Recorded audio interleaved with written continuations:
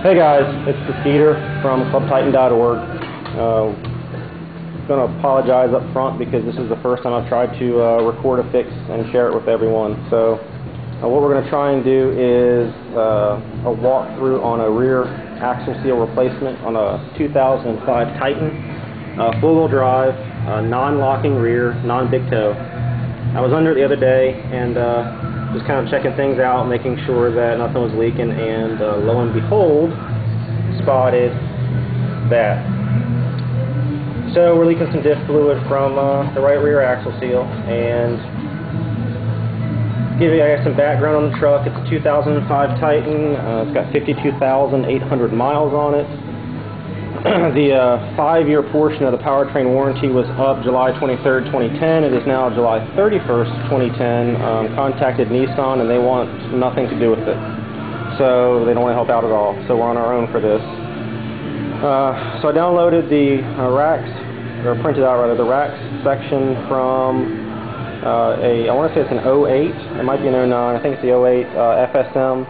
Because when I looked at the 05 and 06 FSM, I couldn't find the actual walkthrough for an axle seal replacement. So that's from an 08. I imagine it's fairly close to the same. Oh, we have our court jester. It's going to help us through this. Keep our spirits up, right? Anywho, so the FSM piece I downloaded from, I want to say it is nicoclub.com. /FSM, and I'll verify that and make sure I record that, or at least make verify that that's accurate. So the first thing we're going to do is jack up the truck and remove the tire. If anyone's curious what size tires they are, they're 35s, running on Hilo Max 6s. It's got a got the PRG leveling kit on it and a 3-inch body lift. If anyone was curious. So anywho, let's get this thing jacked up and pull the right rear tire and see what we got going on. All right, we got the wheel pulled. We're up on jack stands. The first thing we're going to want to do is pull the ABS sensor, which is, this is an 05, remember. It's on top of the axle, right behind the rotor and the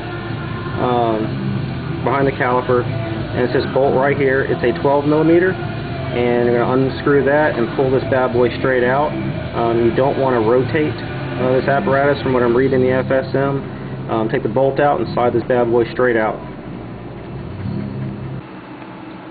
Alright, so everyone's got their own little way of keeping track of what they take out. One of the things I like to do, let's go ahead and get this bad boy out here. So this is again the ABS sensor. One of the things that I like to do to keep track of everything, so whenever possible, is I take a Ziploc baggie and I'll drop the part. So in this case, I'm going to drop this ABS sensor bolt in the bag. I'm going to try and wrap that bag around the ABS sensor and use some painter's tape to kind of hold it out of the way. But that way I keep track of what goes where. Sometimes I'll label it when I need to or whatever, but it's kind of hard to... I feel like a fucktard, sorry. Trying to hold the camera and do this at the same time, so... I'll label it if it starts to get complicated. I don't think we're going to have a whole lot of parts involved in this. I did do the axle vent mod after this leak started. Got the hose running up and a little filter there. I didn't run it all the way up to the right rear tail light. Golly day, dog. This is Havoc, our jester of a mechanic. Great, that didn't work. 2-year-old shepherd. I did the axle vent mod after the leak started, so I don't know, still prevented or whatever. But it is what it is, right? We're here now. Next step is going to be to remove the rotor. To do that, we're going to have to pull the caliper off. Alright, to pull the caliper, you're going to take the top bolt out, the caliper, bottom bolt. These are 10 mil.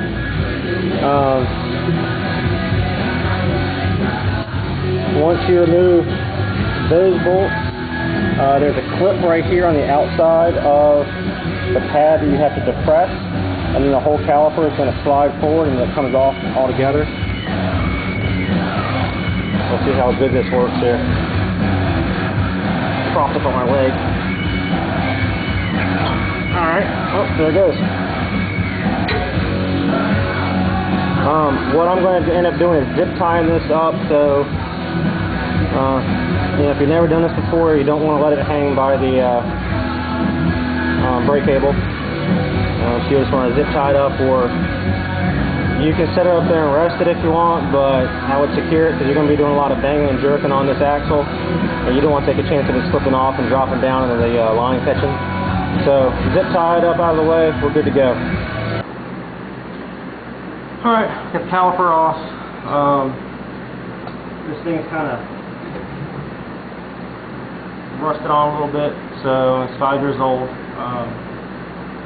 All I do to get the rotor off, usually take a rag so you don't damage the rotor. From the back side, give it a little tap. And as soon as it starts to wiggle, you're good to go. Go ahead and wiggle it the rest of the Get okay, I know, get back. Spot. Good boy. Go wiggle.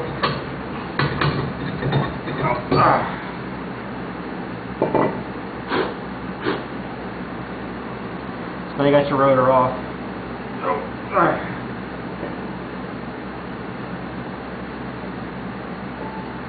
We'll clean that up in a bit. Alright, so now what you're working with is, now you got your rotor off, got your hub, here are your park and brake pads, and then the next piece, the next step is going to be to remove the 4 cage bolts. So on the back side, you're talking about 2 on the top here, and then 2 on the bottom. I believe these are 18 millimeter. Alright, so I wanted to show this, but the parking brake was behind the rotor. You do need to remove the parking brake so you can get the axle to slide out. One thing I found was the rotor just did not want to come off, so what I ended up doing, well, I'm sorry, the rotor came off, but the parking brake just did not want to come off. It was on there just, I mean, so flipping tight. There's a little 10 mil nut up under the parking brake lever inside the cab. If you look up under there in the cab where you put your parking brake on, there's a little 10 mil nut up in there. If you loosen that some, it will release tension on the parking brake, and it will allow you to, this is what the parking brake looks like, you know, left side of the brake, right side, top, bottom. It will allow you to, once you loosen that tension a little bit, by loosening that 10 mil nut inside the cab, it will allow you to a little more easily anyway, I guess, loosen the spring on the right. That's going to allow the pads to open up, and then you can manipulate them so that you can get these little clips off. There's one on the bottom, one on the top, and then go ahead and open the parking brake up more. You can get the left spring off, and then the whole apparatus will come out. I got a puller, like the slide hammer from AutoZone. You can get them for free. They'll lend them to you overnight, and for a couple days you can put a tool deposit down in case you don't bring it back. They get their money. The problem was that the little, I guess, puller piece apparatus that came with it didn't spread far enough to get around the hub, so the little corners here weren't sharp enough, and they just weren't long enough to get around the hub on 3 points. So we did not have the we had the side hammer, but we did not have the, in this case it's tool A. So this little piece that bolts up to the hub that the slide hammer would hook onto and pop it off. So what I ended up doing was jerry rigging it. Taking two C-clamps, putting C-clamps on, and then running, once I had the C-clamps on this side, I ran this pry bar through the center of them, and then hooked the slide hammer onto this. I was popping it, this whole thing was popping off, and then after about 6 or 7 good whacks of the slide hammer, the axle popped loose. And when it did, some other stuff got out of the parking brake, which I'm sure is going to be a joy putting back together. That's what we got diagrams for, right? So here's that whole apparatus going to come out. Put this on the side.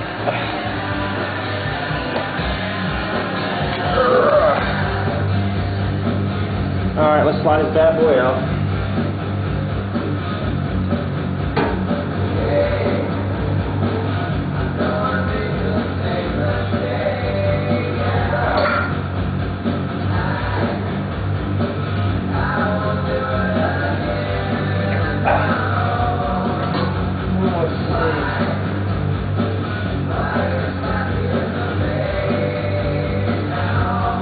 Alright, no shearing or wear on the gears, so